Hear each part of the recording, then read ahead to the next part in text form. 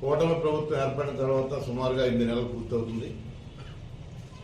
మేమందరం కూడా ఈ అసెంబ్లీ సమావేశాలు అయ్యాక శాసనసభ్యులు వారు, అలాగే పార్లమెంట్ సభ్యులు వారు, అలాగే తెలుగుదేశం ఇన్ఛార్జ్ వారు అందరం కలిపి మేము ఈ నియోజకవర్గానికి ఏం తెచ్చామో, ఏం చేసామో, ఏం చేయబోతాం అనేది ప్రెస్కి అడ్రస్ చేయాలనుకున్నాం. దురదృష్టవశాత్తు ఎవరో కొంతమంది స్వార్థంగా, ఎవరినో కొంతమంది ఆనందపరచడం కోసం వాళ్ళకి నచ్చిన విధంగా కవేసి ఒక మానసికమైన ఇబ్బంది గురి చేసినందుకు ఈ సమావేశం పెడతాం బాధాకరం. మేము పూర్తిగా భీమవరం శాసనసభ్యులు అంజిబాబు గారి మీద ఎన్టీవీ ఛానల్లో కథనం వచ్చింది, దాన్ని పూర్తిగా ఖండిస్తున్నాం.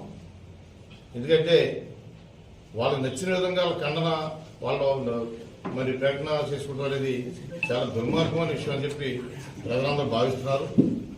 4 సార్లు భీమవరం నియోజకవర్గం పోటీ చేసి 3 సార్లు గెలిచారు ఆయన. ఉమ్మడి పశ్చిమ గోదావరి జిల్లా 15 నియోజకవర్గాల్లో చూస్తే సీతారామ సత్యనారాయణ గారు 4 సార్లు ఎమ్మెల్యే చేసి 7 సార్లు పోటీ చేశారు. ఆయన తర్వాత అత్యంత సీనియర్ నాయకుడు ఎవరైనా ఉన్నారంటే ఈ జిల్లాలో కులపతి రామాంజనేయులు.